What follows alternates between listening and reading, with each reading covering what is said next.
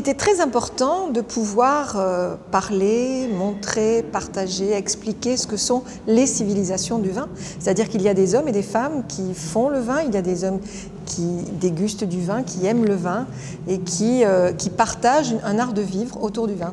Philippe Massel est le directeur du projet. Il est arrivé du Futuroscope, il avait travaillé sur beaucoup de projets d'ailleurs dans le monde culturel et de loisirs.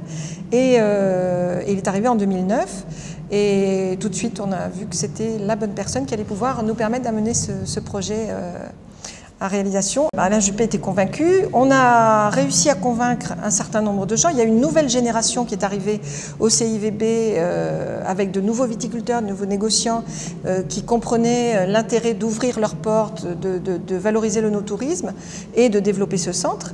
Et puis petit à petit, on a convaincu, tout le monde s'y est mis et chacun a convaincu son voisin, les autres, etc. Et ça a fonctionné.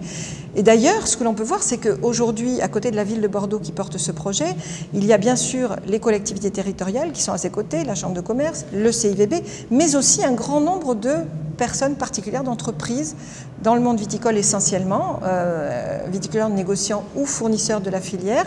Aujourd'hui, nous avons rassemblé pratiquement 50 entreprises qui sont mécènes de ce projet et qui vont porter 25% de la valeur du montant de la construction de ce projet.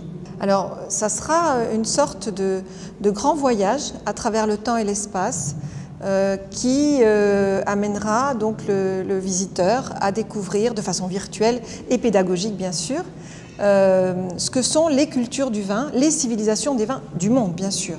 On va parler des tendances, on va parler de science, on va parler d'art, on va parler de tout un tas de choses et puis on va parler aussi de futur. Et on va avoir une médiathèque, un lieu de recherche, il va y avoir, ça sera un lieu de vie également, il y aura des conférences, des colloques, justement sur tout ce qui se fait de nouveau sur le vin. Il y a justement des civilisations du vin extrêmement différentes. Et il faut qu'elles restent différentes, il faut qu'elles gardent chacune leurs propres caractéristiques.